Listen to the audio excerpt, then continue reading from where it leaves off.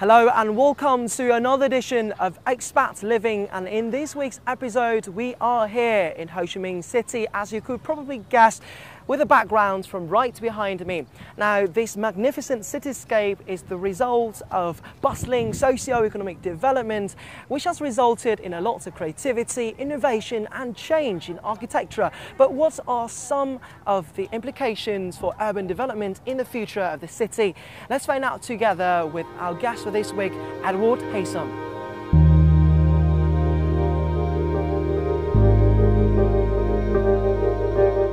I think that the architect has got a very important role to play in society in terms of giving people a quality of life and a dignity, I think, about their lives.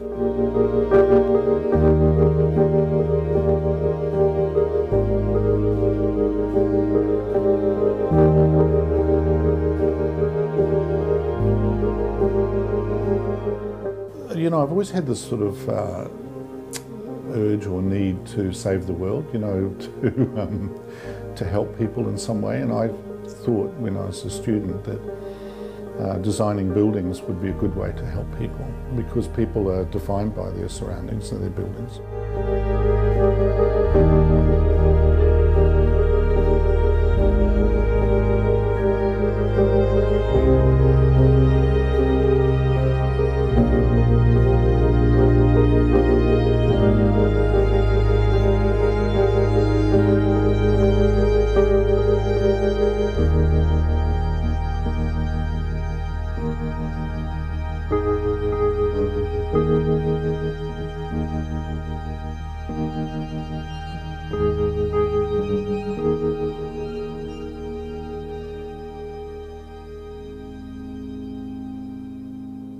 I first came to Ho Chi Minh City in February 2009. Then for the next few weeks I walked around and photographed everything and discovered that the French had left this amazing legacy of buildings all over the city.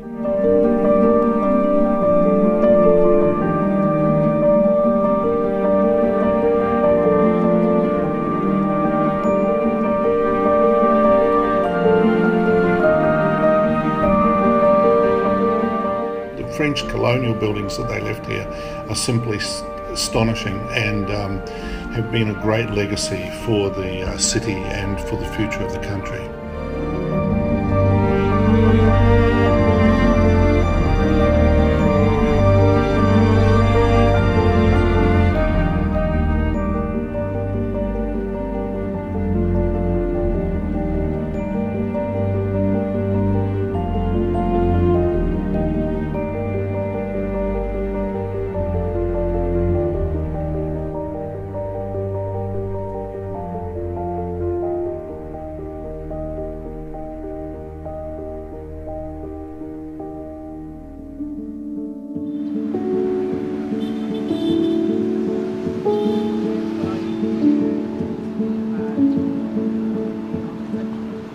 To share knowledge on architecture development in Ho Chi Minh City, Ed took me on a discovery tour through time.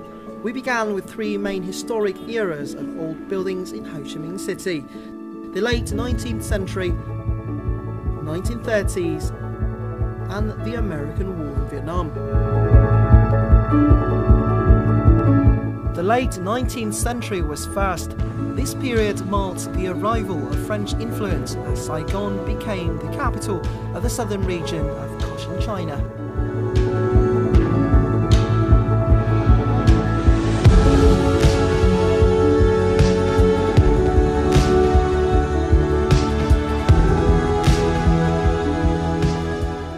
The French initially coming here, they, like other colonial powers, just simply transplanted what they knew in France into Vietnam. So they transplanted French architecture. I mean, you can see that with the Opera House, and you can see that with several buildings, the Post Office and also the People's Committee building. They just transplanted that style into Vietnam.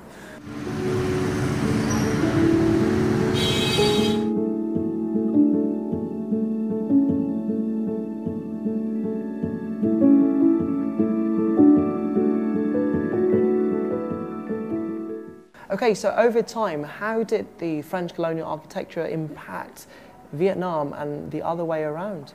I think you could look at architecture over the 100 years that they were here and see a progression of them adapting to Vietnam rather than the other way around.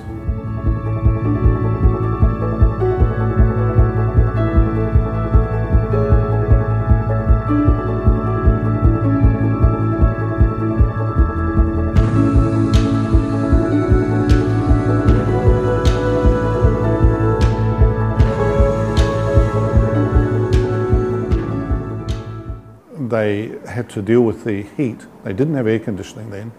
So they started experimenting with self-shading buildings, which means screens. They actually developed some beautiful screens, and you can see this around the city where they've actually developed a particular style.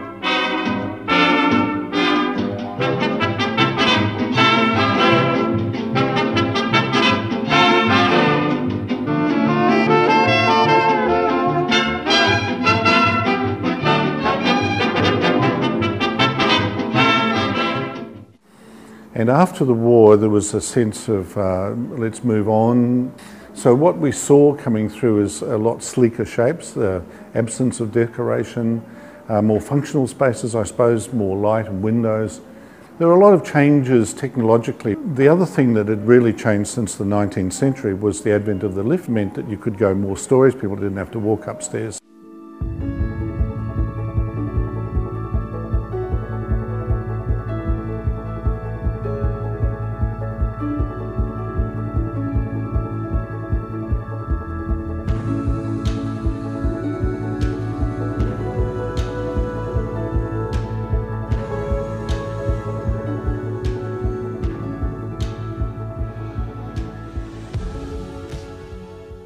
There is an intrinsic value in these old buildings, and the value is just waiting to be discovered. And I think it's interesting how the shock troops, the ones that go in first to find that value, small boutique shops like this, small bars, small restaurants, all owned by individuals or families, but they go into places like this and realise and show people how cool these spaces are. And in doing so, they give life to the old buildings. To explore how the value of old buildings in Ho Chi Minh City is being realised, we took a look at a few refurbishments.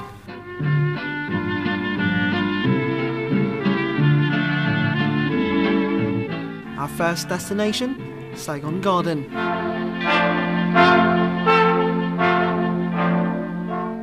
This building shows that with a little bit of work to them, they can actually have a new life. And instead of cleaning everything off and doing these white walls, they've actually brought the greenery inside.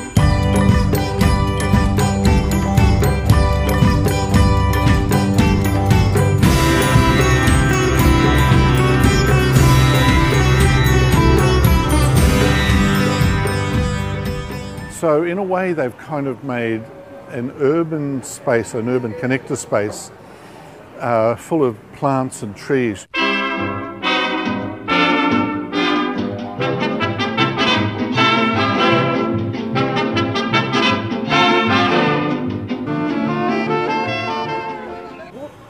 Impact do you think the refurbishment is going to bring to these old buildings and their future?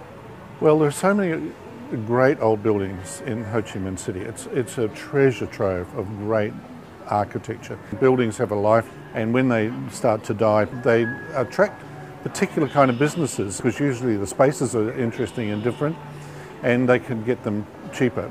And I think that's unique.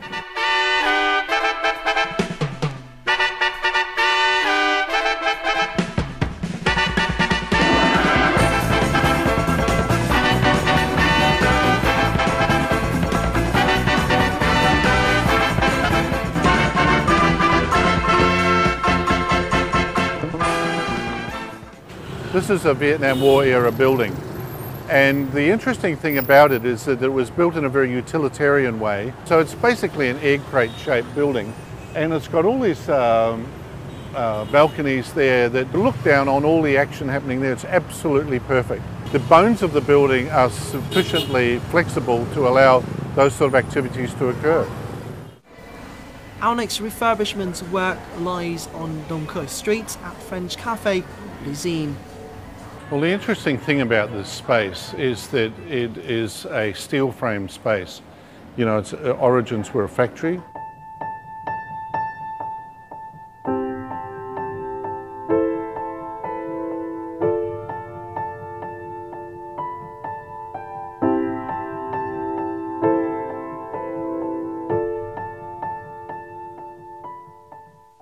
And it's sat here for a number of years and then been discovered by the people that opened the store.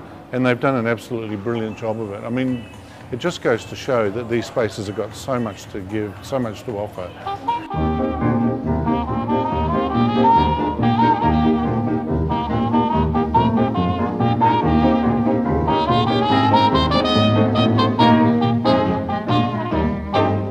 This whole building is a perfect match between our trend and the history of the town, between the authenticity and the history of Saigon that we want to keep and represent with this place and the trends of our concept store and lifestyle.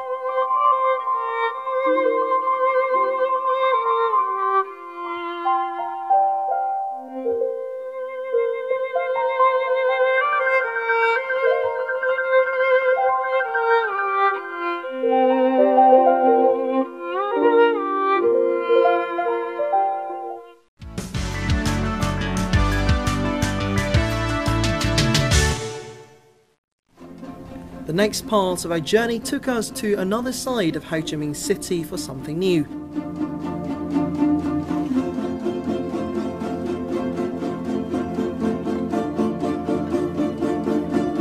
Located in District 7, Phu My Hung is one among numerous new urban development hubs currently rising up in Vietnam.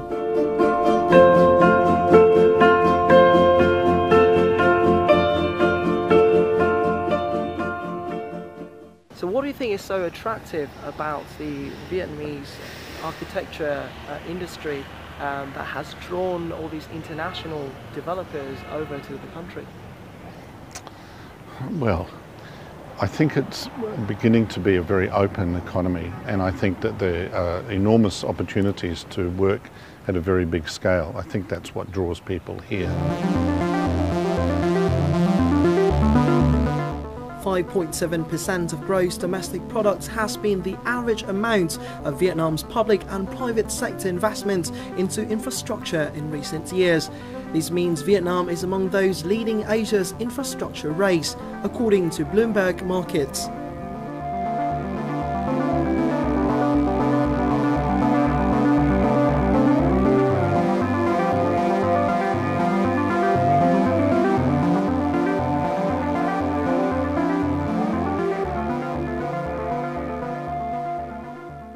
I guess what I would describe it as is an aspirational architecture. This is the centerpiece of it. It's a gentle curve here. It's called the crescent. You've got buildings which are 4 or 5 stories high. You've got ample room on the ground floor. You've got wide streets. You haven't got a huge amount of traffic here.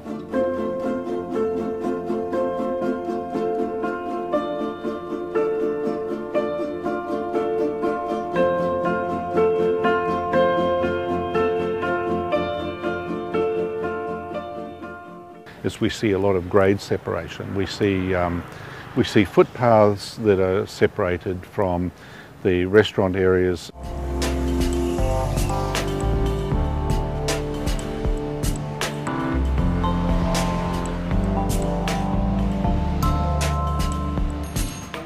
And we see large footpaths which are purely for pedestrians, whereas in Ho Chi Minh City they're all lumped in together. It's got all of the elements for what should be the most successful new urban setting in Southeast Asia.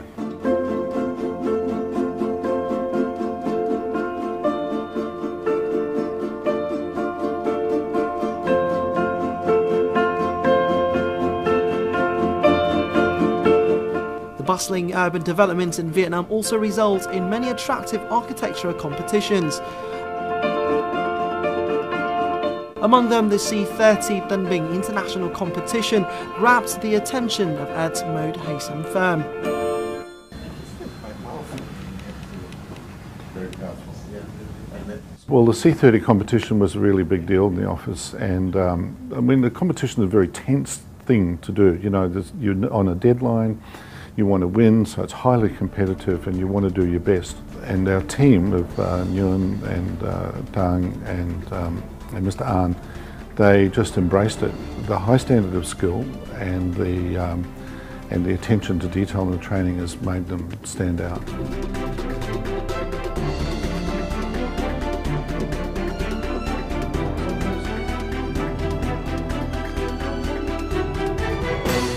When we're doing the project for C30, he wanted to approach the project in the whole view first. He listened to me, he observed everything from our normal life people, and then bring the idea, bring the thing he got into our work. And I quite like the way he's treating people in here. And I couldn't believe the energy and the commitment. I mean, everyone else had worked all night were just tremendous. You know, we ended up with a result far better than if one person had sat down and designed it themselves. There are a lot of really bright people in this country, a lot of very smart people. And what I like about it is that there's a hunger for knowledge and a hunger for improving themselves.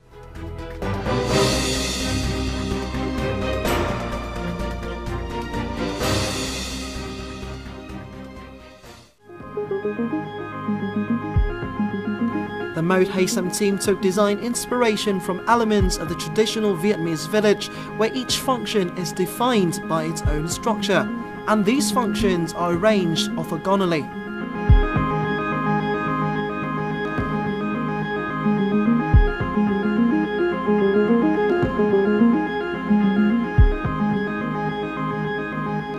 Moreover, the iconic terraced fields are incorporated into the landscape.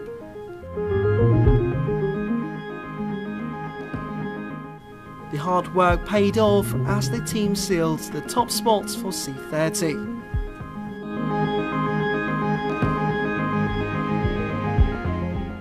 And our journey has finally come to an end in Why Vietnam. Now, if you're an architect, it is an amazing time for you to be here. And now that you understand more about the importance of the harmony between the old and the new in Vietnamese architecture, you could come over here and check it out all for yourself and enjoy the opportunities here.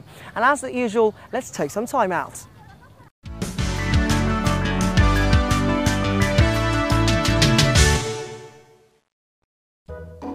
If you grew up reading fairy tales or watching cowboy movies, you're no stranger to horses. Girls dreamed they were princesses on a white horse. Boys wished they were cowboys on a stallion. And some just want to play with them. However, in a big city like Hanoi, it's hard to find a place to live out these dreams. Now today on this edition of Time Out, I will show you where you can do just that. Let's visit the Hanoi Horse Riding Club. In order to live the childhood dream of riding a horse, I traveled 10 kilometers to the north of Hanoi, where the Horse Riding Club is.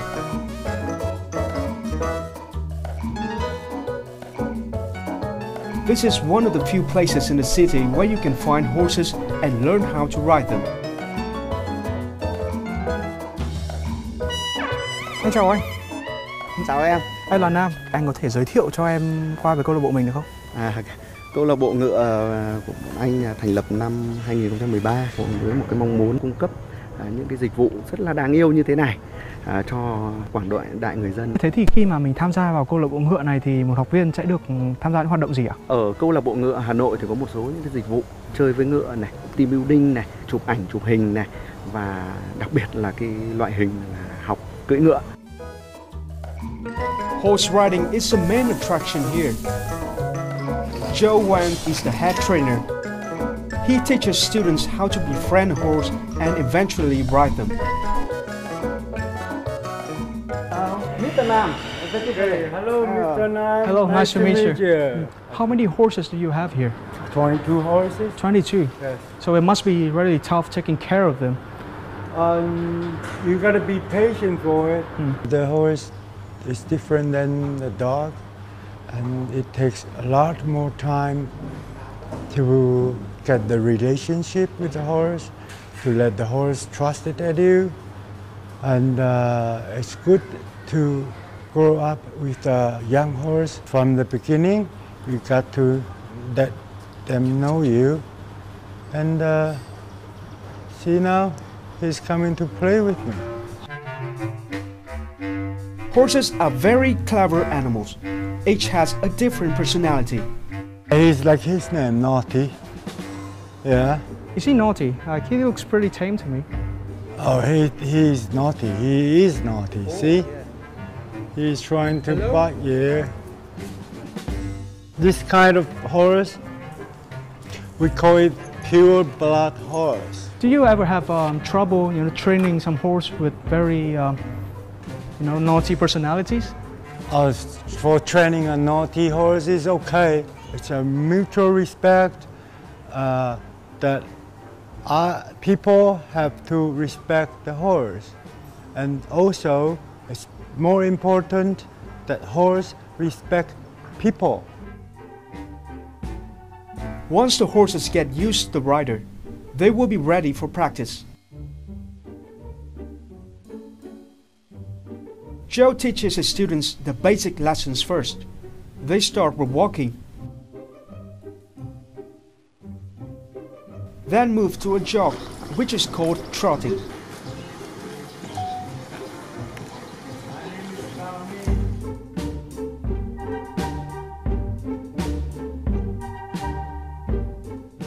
Thích nhất là được tự điều khiển con ngựa.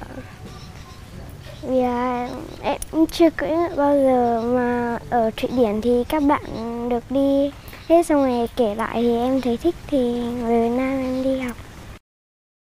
Tôi thấy lớp học này thực sự là ý nghĩa và mang lại nhiều giá trị để cháu tôi nó có một cái tình yêu đối với động vật, có tình yêu với cái môi trường. While the girls continue to practice, I would start my first lesson. If it's a strange horse, you don't want to approaching the horse from behind or from the front. It's not good, it's not safe for you. We have to approaching slowly. Yeah, and hold on to it and touch her.